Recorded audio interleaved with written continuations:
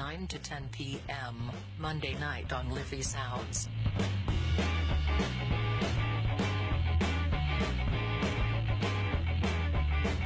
The world you don't know.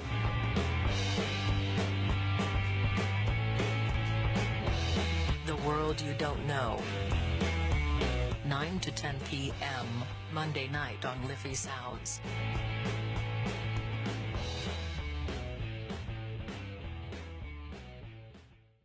Now, good evening, ladies and gentlemen. You're very welcome along to this Monday edition of The World You Don't Know with myself, Mick O'Connell, and I have an interesting show lined up for you tonight. I've got a guest waiting in the wings on Skype. I'm actually going to call him in now because I don't want to keep him waiting too long. He's been waiting quite a while to come on to the show. I've been talking to him during the day today, and he's a friend of mine on Facebook. And the show I want to do for you tonight is... It's going to be a strange show. I'm not going to bring you anything about conspiracy theories or stuff like that. You can find out enough about that yourself online if you go online. I often speak on my show about people waking up. You know, I see the world, I see most people in the world as going around in a slumber. You know, they haven't a clue. And this is no fault of their own. This is a result of the education system and society in general, the way it's structured. But I see people going around basically with their head in the clouds. They haven't got a clue what's going on around them. They really don't. They garner all the information they get from the mainstream media, and they mould and image the world that they live in based on the information they're receiving. And a lot of it is a lie, a lot of it is just bull. It's propaganda. You know, they think they live in this, I suppose, a utopia. You know, you get the state saying we're going to increase security, more guards on the street, guards with guns. It's for your protection. It's not. It's for their protection. And I've said this many times on the show, but over the course of time, I come across people who I would consider to be awakening, and you see them going through the process. And you know, I watched that post on Facebook about mentioning something, say about the New World Order or chemtrails or something like that, to a friend of theirs, and they tend to lose these friends. Like, these friends will recoil in horror. And what's happening in these situations is cognitive dissonance is kicking in with their friends, that you're telling them something that completely goes against what their beliefs of reality is, and people will react violently. The thing about the truth, and I've said this many times on the show, it always goes through 3 stages before someone accepts the truth when you're trying to deliver it to them. And the first stage that it goes through is ridicule. And by that I mean, you tell somebody like that there's a secret cabal running the world from behind the scenes, most people will laugh at you, and that's a fair reaction. But that's what the reaction is going to be. They will ridicule what you're saying because you're taking them out of their comfort zone and out of their little box of what they think the world is like, and you're introducing them to some new information that completely shocks them. But rather than act shocked, they'll ridicule what you're saying rather than believe it, because they don't want to believe it. Now, the second phase that the truth always goes through, and I've seen this in play so much throughout my life over the last 10 to 15 years, the second stage that it goes through is, it goes through violent opposition. And by that I mean, if you keep persisting, say, with somebody with your new beliefs, like, oh, you know, I found out this about the world and I found out this and blah blah blah, they'll violently oppose you. You know, you could get a smack in the mouth for your efforts. And that's the violent opposition. Now, in the case of the government, you know, being violent towards the truth, you know, you could have 100,000 people standing up and protesting, say, for example, about this recent Apple a day keeps the taxman away lark going on with the 13 billion that Apple allegedly owe Ireland. Now, can you imagine if everyone in Ireland got out and protest and saying we want that money? The government, rather than listen to the people, will 9 times out of 10 respond with violence, i.e. the security forces will baton charge the crowds till they go, stuff like that. You've seen a water protest in this country over the last few years. That's the violent opposition to the truth. That's on a large scale, but on a small scale, on an individual scale, you know, if you keep persisting with the truth to somebody, you know, and they don't want to know, they can turn on you. And that's when you lose friends. That's a form of violent opposition to what your beliefs are. You know, they end the friendship. You know, and to me, that's a form of violence. It's a form of mental violence. Because, you know, if you're going through an awakening process, what you want around you, more than anything, are the people you love most. And if they're the ones that are turning against you, that's a form of violent opposition. And the third stage that the truth always goes through is when it becomes self-evident, i.e. the person that you're trying to give it to actually wakes up and realises that what you're saying has been true all along. And that's a huge shock for a lot of people. But as I say, they're the 3 stages truth goes through. And I'm always fascinated to see people going through this, because it's like me looking at my own life from a different angle. I get to see what I went through, because when I was going through it, I didn't realise what I was going through. Most people don't. And this is what my guest is on tonight for. Now, the guest I have on is a young gentleman from Waterford called Trevor Eivers. And he's a man I admire greatly because I follow his posts on Facebook, and he's someone who is persistent in getting the truth out there to everybody he knows, and fair play to him. And he's been getting ridiculed left, right and centre by those, I suppose, that you think are your friends. But, you know, we all find out who our friends are when the shit hits the fan, so to speak, or when you're up against it. And, you know, Trevor is one of these people. Now, Trevor is a hypnotist as well, and he's also somebody who, he doesn't live completely off grid, but he does tend to grow a lot of his own food. He's built up a lot of allotments and stuff like that, and he's getting into permaculture, which is a great thing. I think if everybody done that in this country, you know, we wouldn't be relying on the state so much. But unfortunately, most of us just go along to get along, and that's the problem with society. Anyway, I'm going to go to Trevor now. Good evening, Trevor.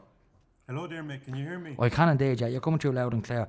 Listen, it's a pleasure. I don't know if you were listening there to what I was saying about people waking up, and that's exactly how I see you, because as I was saying to the listeners, I see some of the posts that you put up where you've been saying stuff to people, and you're getting this violent opposition, and, you know, from what I can get from your posts, you're sort of taken aback by people's reactions, and to me, they're natural reactions to anyone who, I'm not saying suffers from cognitive dissonance, but that's what they're displaying is cognitive dissonance.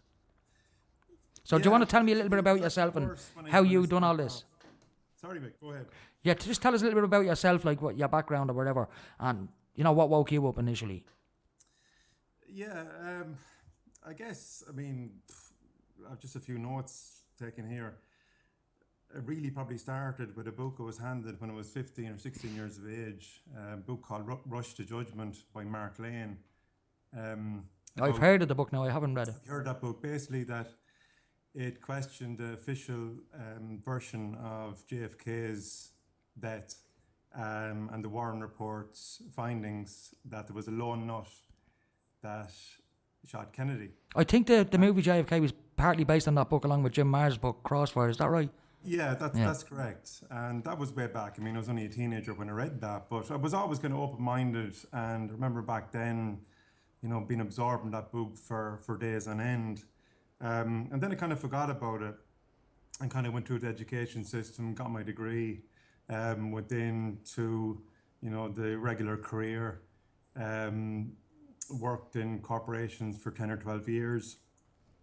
Towards the end of that, maybe 2006, 7 or 8, around that time, when the economic crash came, I started to question things around me. The economic crash was one of the factors that pushed me to do that, because we had bought a house back then in 2007, and we were caught up then in the mess. Literally only 12 months later. Myself and my wife, we were just married in 2006, and we found ourselves with a huge debt that we didn't consider, that we felt a bit hard done by, you know. And so I started to ask questions back then. I came across around that time some documentaries like Loose Change and Zeitgeist, and started listening to people like David Icke and Jim Marrs, Jordan Maxwell, people like that.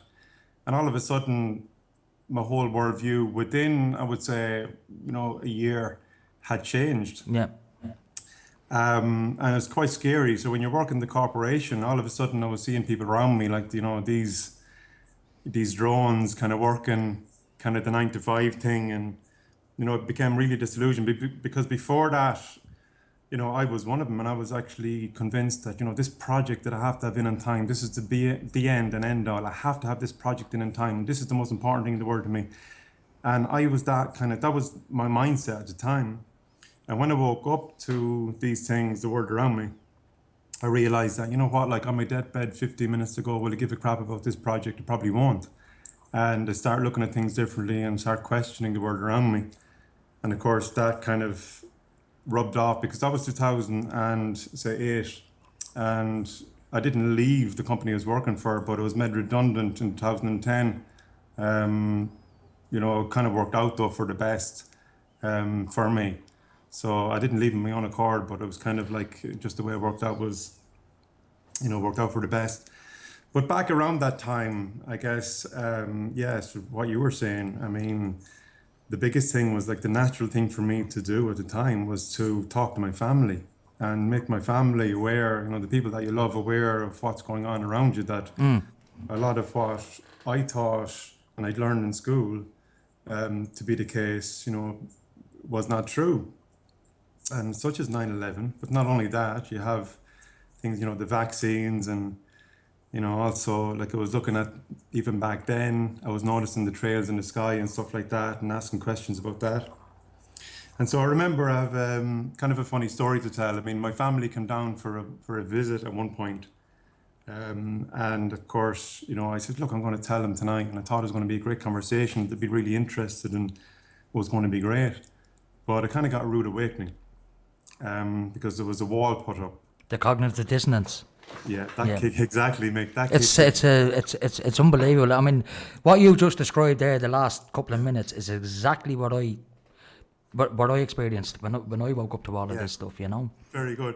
And the funny, I look back and kind of laugh because, I remember my dad and mum, my sister, and the blank expressions I was getting, and the more I actually tried to explain, the more frustrated I was getting. And, it didn't really go down well. And the next day, I remember my dad coming up to me and saying, are you okay? Are you all right? You're gone very serious. Is everything okay with you? And, do you need help? Or, there's something wrong with me or something, And then I realized, hold on a minute, it was a complete, total resistance to the information that I was trying to put across. Complete denial, as you said, the cognitive dissonance was kicking in. And so over a period of time after that, the months passed, and I think my mom kind of was thinking, Trevor, he's changed. What's wrong with Trevor? He's not the same Trevor because, especially... He's mad. Yeah, he's gone. He's lost it. He's completely gone mad. And, I mean, Irish people especially, they like predictability. And we like to put people in buckets and we like to label people. And all of a sudden, I wasn't so predictable.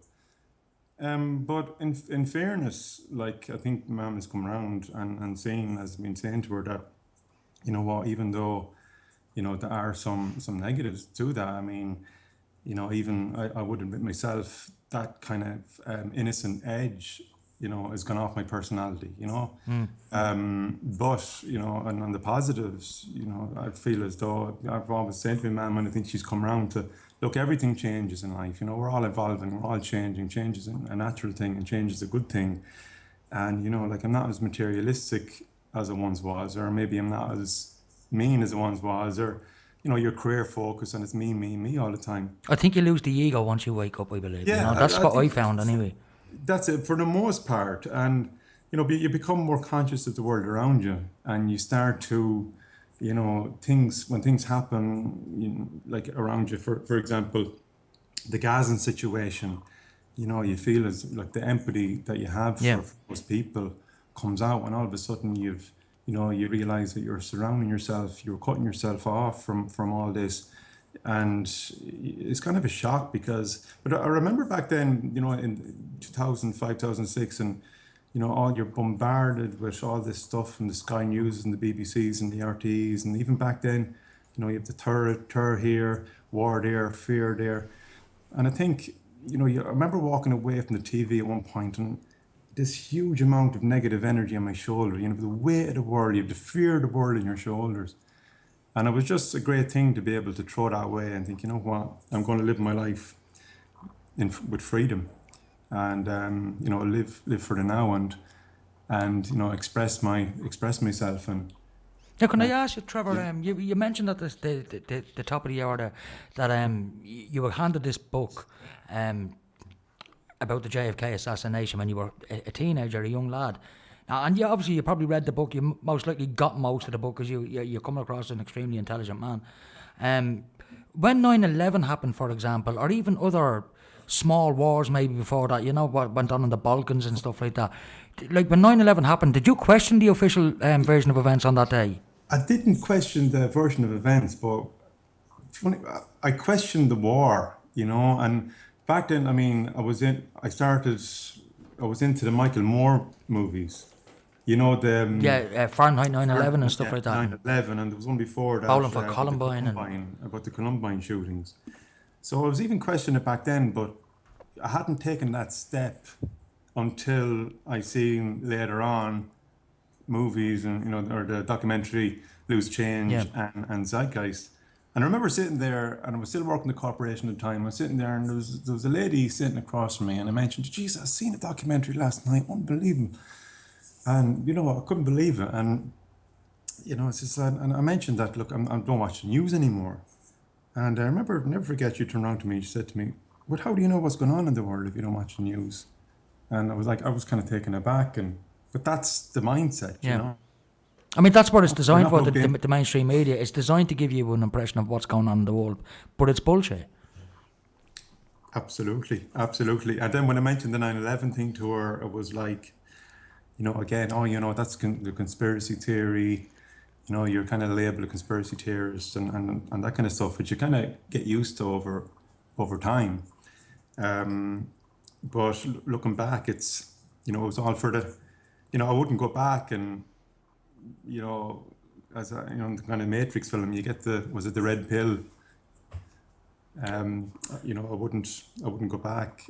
Well, There I don't wasn't, think, like, for me anyway, I mean, I'm doing this show now 5 years, and there's many a time where I'd be sitting at home and, life is getting to you or whatever, you've got all your other outside troubles or whatever.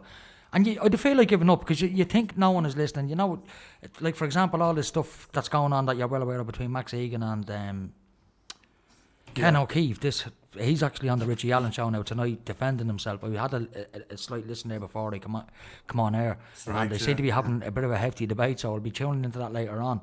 But when you see big splits like that then in the truth movement, I sometimes wonder then, is it worth carrying on doing this? Is anybody even listening?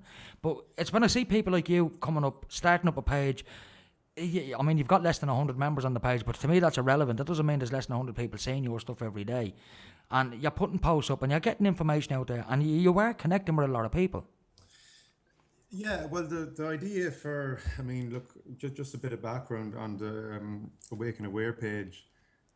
I've been through a few, look, on my journey, on waking up. Like, I was through the Occupy movement, and then later on there was an Awaken Waterford group, and all of that. And, they all self-destructed, a lot of it because of ego. Even, look, I have to take my own role in that as well. But you're learning as you go along, and you try and get it right. But I've come to the conclusion, the reason that I set up that group was not just to be a Facebook group. It was to be a group for people in the southeast area, in Waterford, Wexford area, to be able to meet and connect with people in the same, with the same worldview. And to know that, look, you're not the only one there, because I know it's a lonely road. I mean, when I woke up first back then, there was nobody around really. There was. Who do you talk to? Yeah, so who do you talk to? So look, we've had. I think it's been very successful so far, because we've had a few meetings now. There's 7 admins on the page, and I know all. Well, 7 including me, and I know the other 6, and they're all brilliant, fantastic people on the same wavelength as me, and we've met in 5s and 6s and 4s and 5s. We haven't met all together, and we haven't really organised a huge event, but that's coming. I mean, I feel as though, look, it's building slowly, and it's not, as you said, about how many people are on the page. It's about, it's quality, not quantity. And Well, that's it. Yeah, it's I get it right. Like, I've got my page, The World You Don't Know, and I've had that page since the inception of the programme, like five plus years. I've only got 500 plus like members on that page. I see pages like the Alex Jones Facebook page, for example, and they've got millions of members. But I mean, they're paying big dollars to get like that, I don't do any of this. There's no financial gain for me in any of this. I actually do it at a financial loss, because I have to spend on petrol money to get up to the studio. But that's the only financial loss. But as I say, I'm not making money. I don't believe anyone should be allowed to make money. Yeah. Because I think there's too many big egos in the truth movement, and I think that's the main problem with it. It's a lot easier to divide it and stuff like that. Absolutely, and look, my experience in meeting the lads and the other admins and the people on the Wake and Aware page, that we've had a few meetings, like I personally, it'd be raising my vibrations. I'd be buzzing for days afterwards. You'd be connected in, and it's great. It's brilliant, because we meet maybe for 2 hours. anything goes conversation-wise. You can say what you want. There's no Not a mention of football or politics. yeah, I mean, like, that's the thing. But like, if we go out with my, say, more normal friends, or family, there's kind of there's a checklist, there's on a postage stamp of things that I can talk about, Yeah, and there's a list as long as my arm that I can't talk yeah. about because they don't want to go there for whatever reason. So it really is liberating to meet people then. Who speak the same It's not language the as same yourself. frequency. I didn't even understand, like you'd say years ago, obviously, I'm not really in the same wavelength as that person. And it's only now I'm kind of understanding what that means, Yeah. Oh, and funny you should mention wavelengths. That's exactly what it is. It really is wavelengths, folks. Trevor, I need to go to my first set of ads, so if you can mute your mic, that'd be great. Otherwise, try and stay as quiet as you can in the background because unfortunately it's on the same computer system as the ads, so it's all going through the same. Okay, Mick, no problem, will do. The same channel. So, folks, we'll be back in a couple of minutes with Trevor. Broadcasting to Lucan, this is Liffey Sound, 96.4 FM. You're listening to Liffey Sound on 96.4 FM. Now, folks, you're very welcome back. Now, Trevor, you still with me? Hello?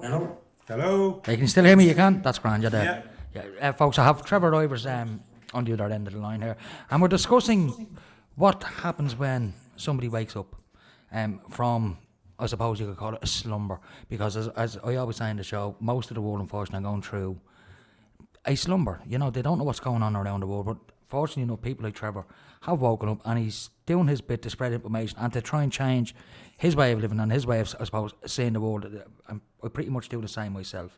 I just want to mention one more thing just before I continue, something that has popped into my head. It's totally unrelated to the show. Vin, the host over on People's Internet Radio, became a little unwell yesterday. Now, hopefully he's on the mend again. I think he got a bit of a fever and that yesterday. But I just want to wish Vin a speedy recovery and getting back behind the microphone soon because he'll be missed as long as he's not on air. I mean, that's for Vin over on People's Internet Radio, so I hope everything is fine with him. Now, Trevor, I just want to ask you about your own circle of friends that you would have grown up from, say, teenager in school and stuff like that. Did most of them fall off because of your beliefs, or has that strengthened your friendships in any way with these people? To go long story short, no. Basically, I don't have any friends from that circle of friends. Like, I think there was a circle of 15, 20 guys that I went to school with, grew up with through my 20s, early 30s. And, there was kind of basically getting to the stage anyway, everyone was getting married and stuff like that. And, all of a sudden, it's not the same anymore.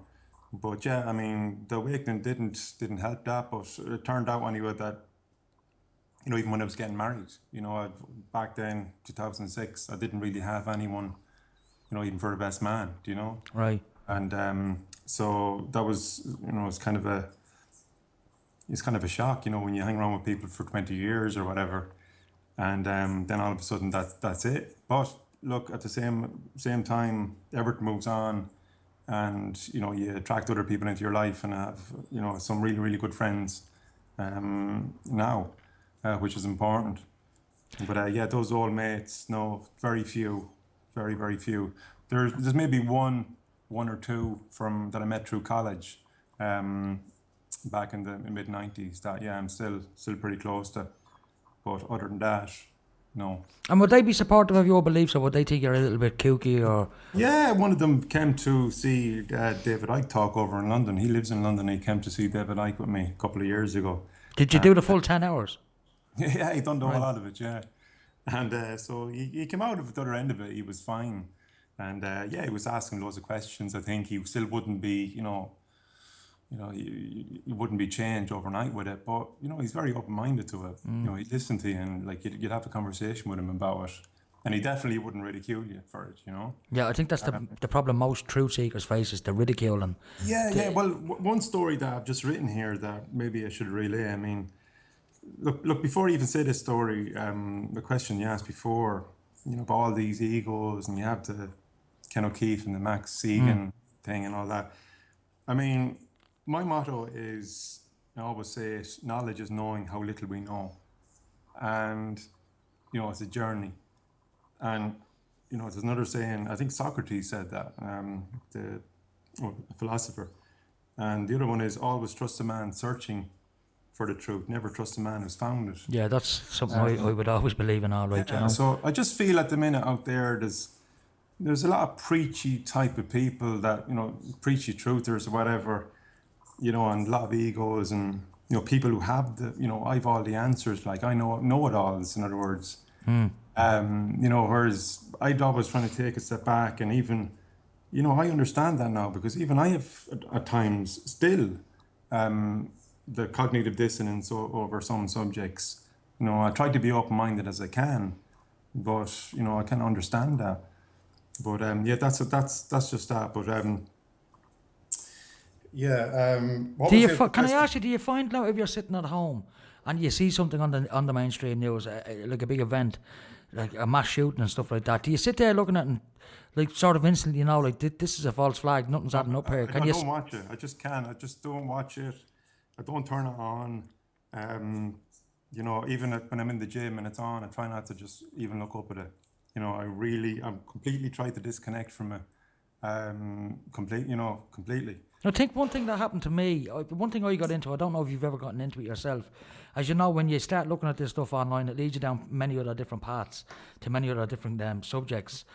One thing that it led me down was symbolism, and particularly symbolism in movies and the music industry. And I'm speaking exclusively about Illuminati symbolism, pyramids and stuff like that. Yeah. And I'm at the stage now where I can't watch a movie and it's there. I'm spotting it in the background. I'm not even focusing on what's going on in the foreground or in the action of the movie. I'm watching for background props and I see it everywhere I go, and it is everywhere I go. It is. Yeah, I see that as well.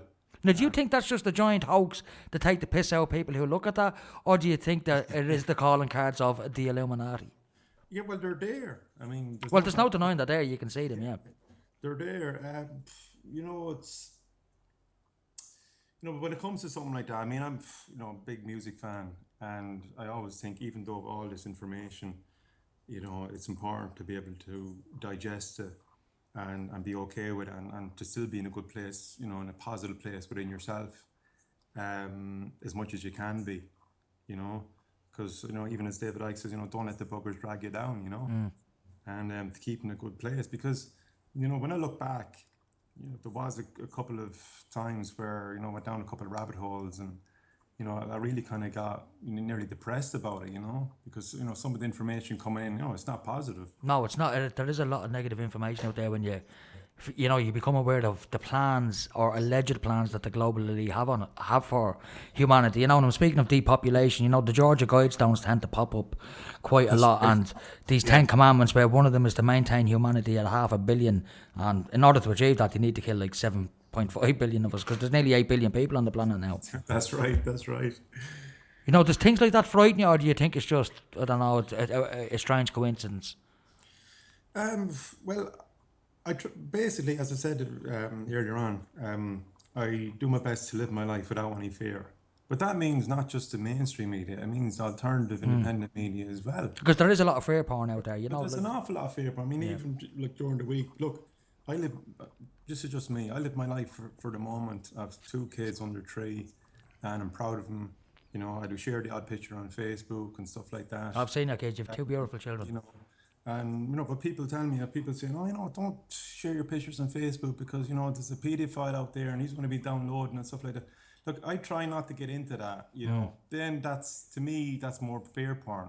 That's getting into what might happen. You have your Sky News saying, you go out, you have to be very afraid. There's a Muslim out there, there's an ISIS member out there, and there's a bomb there. To walk away from all that and to live my life for today, and to take a breath and live in the moment and live my life and absorb life, and leave all the fear aside, because I think there's so much of it out there. And I made a choice a long time ago to let go of all fear-based emotion, because if you bought into it, like, you wouldn't leave your house. You'd be under your bed, you'd be afraid to leave your house. Jeez, I can't do this and I can't do that. Like, you have to just let the shackles off and live your life. There's been reports, and I'm sure you're aware of them. Alan and Stephen from over in OIM have been speaking about it a lot lately and putting up posts at the Open Your Mind radio page. Germany recently issued a directive, I suppose you could call it, to the German people to stock up on enough food to do them for, I think it's 10 to 15 days. The Czech Republic have followed suit. Someone has said Finland has followed suit. Do you think that something is coming down the line, or do you think it's just fair point to keep people in fear? No, there possibly is. I mean, you have to be realistic with it. I mean, I'm part of a group as well here in Waterford, the Carrick Group, Debt Solutions, and they're a fantastic group, help people out that are in trouble, losing their homes and stuff like that, and all these evictions that are happening on a weekly basis and all over the country, and they're basically helping lay litigants to represent themselves in court. And I think they're doing a fantastic job, making people aware of securitization and fractional reserve banking and stuff like that. I mean, from, going to those meetings as well, there's definitely something coming, there's a crash coming. And whether it be this year or, next year, it's coming. And so with that in mind, I suppose, as you mentioned earlier, like that was part of the reason that I got earlier on this year, my own allotment and to grow my own food. So I wouldn't be, left foot. And how's that working out? I've seen some of the pictures you put up, and I was watching it from the very start, from the first sod that you turned, and I've seen the end result, and it's absolutely fantastic. I take my hat off to you, fair play. It's brilliant. I mean, like, to get out in the fresh air and get your hands dirty and to actually, be as if feeling you're stepping away from the system, and that whole thing where the supermarkets have you by the ball, so to speak, and so it's great to grow your own food and to. And have you harvested any food yet? Yeah, absolutely. Like we've loads and loads of potatoes, spinach, rocket, carrots, cucumbers, the whole lot basically. I basically went completely OTT on it. And is it all organic, or is it all organic food that you're growing? Well, it's as organic as I can make it. Right. Because, I have a plot up there, but, people around me aren't organic. So, there's a bit You're going to get a crossover there. Yeah. It's probably going to be hard to avoid it. And you have whatever's they're spraying up in the sky as well.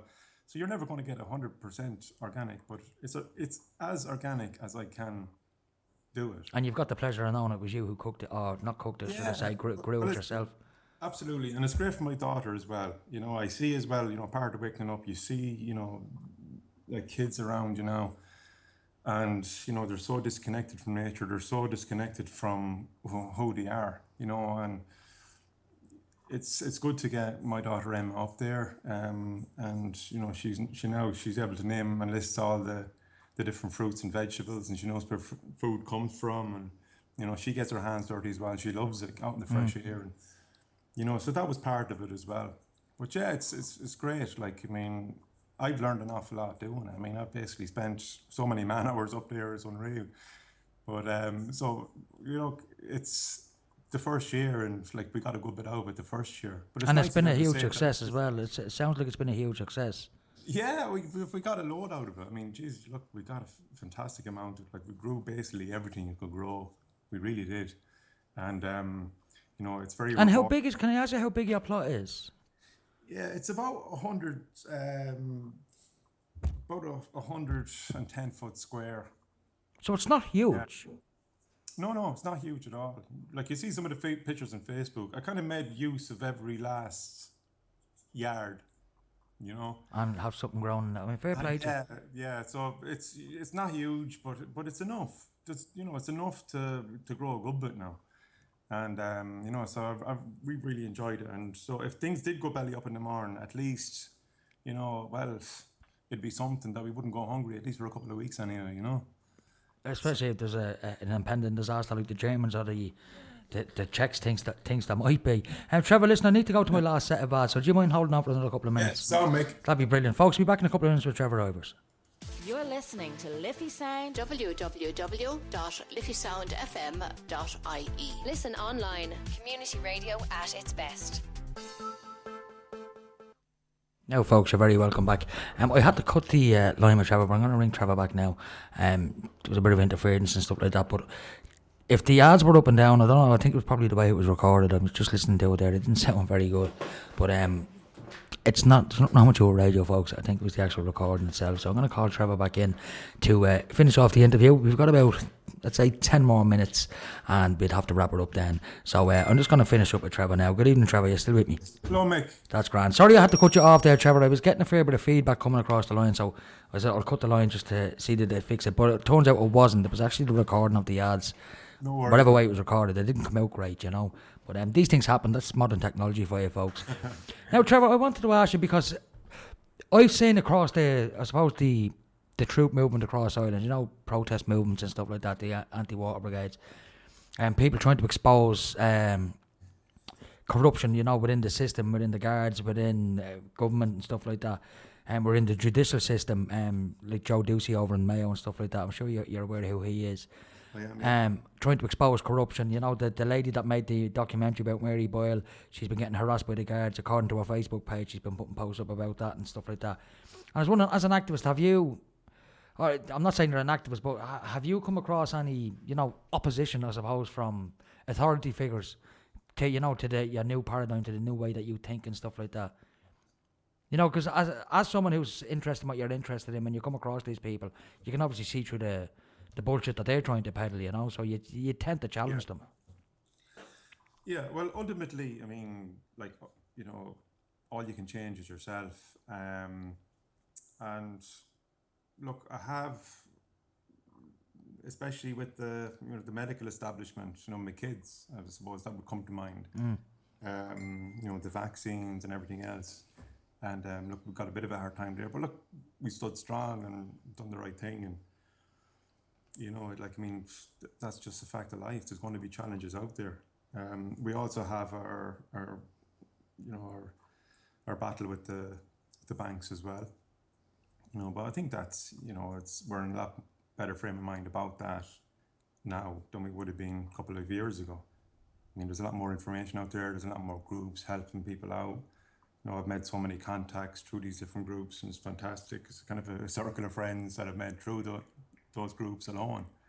So yeah, it's, you know, as I said, like, I kind of dropped the fear. I don't really have any fear, and some people might think that's a bit naive, you know, if there's a receiver knocking on the door in the morning. But look, that's the way I'm living at the minute, and you know, just meeting these challenges that I have, whether it be the medical establishment or the banks or what have you. And how did you get on with the medical establishment? Yeah, it's just basically, you know, I had to stand up to them and, you know, just cut ties, really, with the doctors and stuff like that.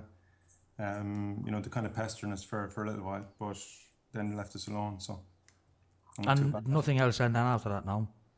You know, because you read posts on Facebook and stuff like that, and I'm not saying it's happening in this country, but, you know, places like Australia passing laws saying that if you don't vaccinate your children, you're not going to be entitled to state aid, or, you know, people basically chase you into the middle of the jungle and make your life a bloody misery if you don't comply. Yeah. You know, and you see it happening in places like California as well, passing laws to force people to knowingly then, and willingly, well, not willingly, but to force people to inject their children with unknown substances. You know, because they're not even telling you what's in half of these vaccines, you know. I know, I see that, but it's actually more, you'd nearly get more grief from, look, the average Joe Soap about it, you know. I mean, remember, like, go back a couple of years ago, I connected with this group, kind of going, you know, meeting up cups of teas and stuff like that, and lovely people and everything else.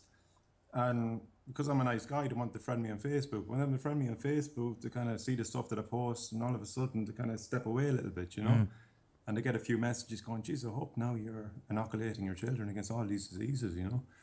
And so that way, I found it more difficult than, you know, the powers that be or whoever kind of seem to have backed off at the minute anyway.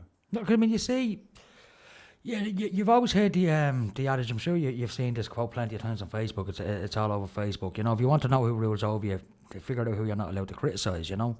And I see like that documentary that's come out, and I have it downloaded. I have a copy of it called Vaxxed. That's right. And it's brilliant. The one Robert De Niro, actually. I haven't watched it yet, but I will. I know what the content of the documentary is. I just haven't got around to watching it. I've seen plenty of similar documentaries too, but it is one I intend to watch. But as you well know, it was endorsed fully by Robert De Niro. He was doing the rounds on breakfast television in America and stuff like that. He was being ridiculed, by the way, so that's to me, that's a red flag anyway to those who say that vaxxed is a load of bullshit, you know. Yeah. But and that's what it's going through. It's the 3 stages of truth again with vaxxed. Vaxxed is a true documentary. There's a lot of facts in that documentary that are true, particularly about Gardasil and other vaccines. And it's going through. It went through the ridicule. It was laughed at. Robert De Niro was made the idiot on television. They tried to make him out to be a fool and stuff like that. Now it's going through the violent opposition. Now they've banned it basically. Nowhere is allowed to show it now. You know. Yeah. And eventually it will be accepted as self-evident when people finally do wake up and realise that the pharmaceutical companies create customers and not cures. Sure. Well, if you do any research into it at all, but I was under the misapprehension back even when the water meter protests and back down where I'm from here in Ferrybank, he organised a couple of buses up to the big protest in Dublin and things like that. I was under the illusion that everyone on the bus was awake to everything. And that wasn't the case. I mean, there are people out there just kind of angry with the political system, Yeah.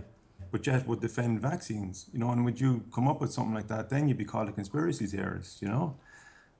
So I think the way I look at it, like there's a lot of different elements to this, and there are people like just awake to say the political end of it. Yeah, they know about the banking system and how corrupt the Yeah. banks are, and they're giving out about Then that. it's the But banking end of it. And then you have, as we've been talking about, you have the health part of it. You have, the medical part of it.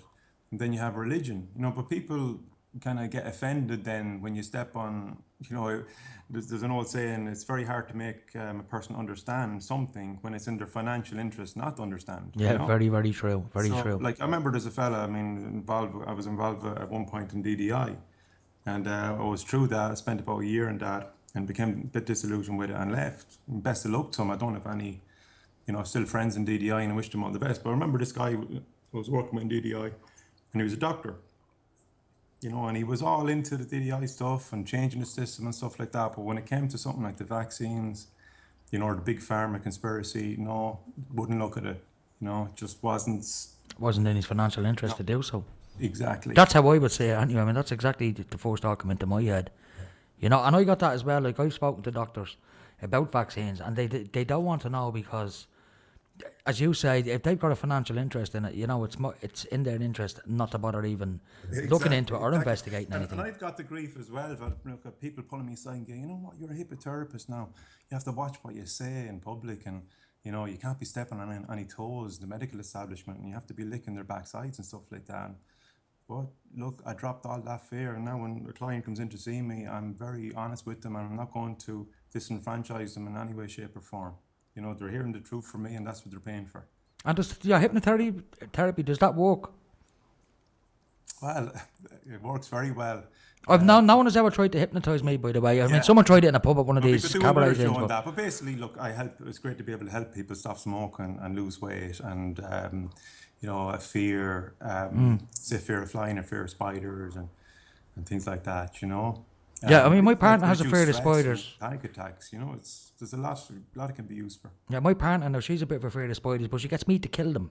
Yeah. And then I feel guilty then because I don't like killing the spiders, But, No. I might get you to meet up with her sometime and try and sort her out. You never know.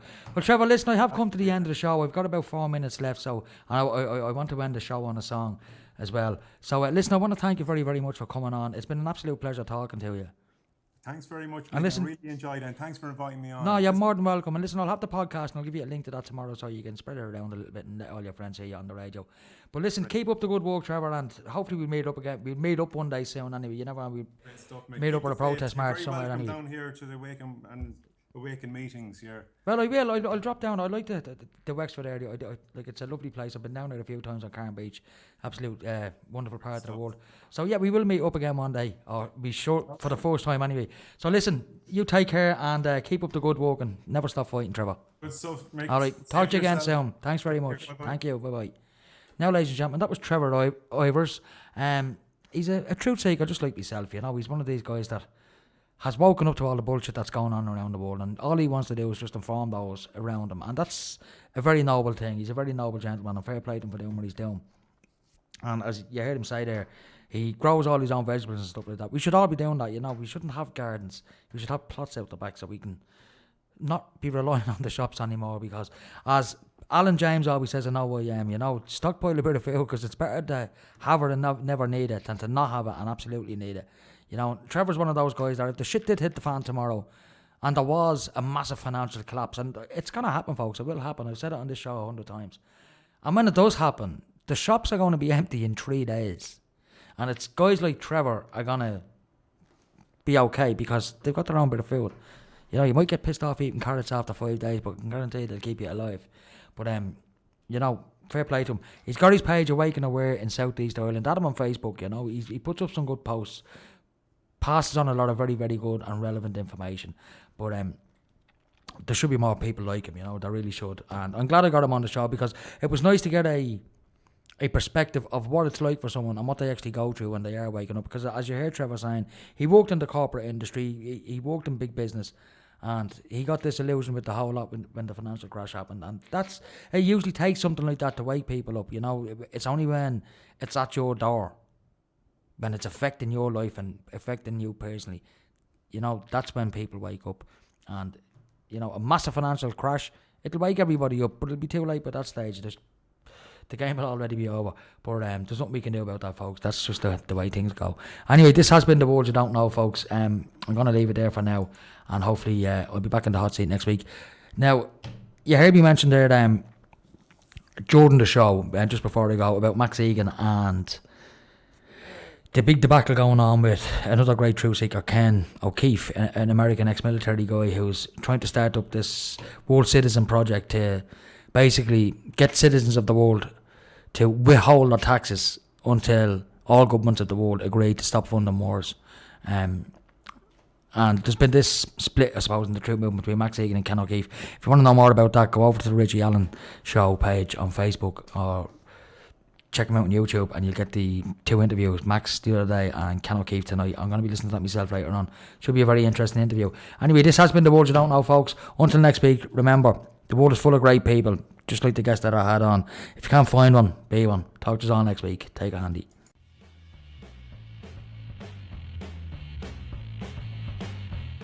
To 10 p.m. Monday night on Liffey Sounds.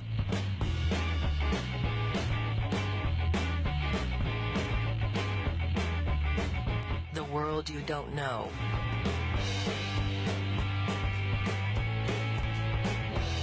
The world you don't know. 9 to 10 p.m. Monday night on Liffey Sounds.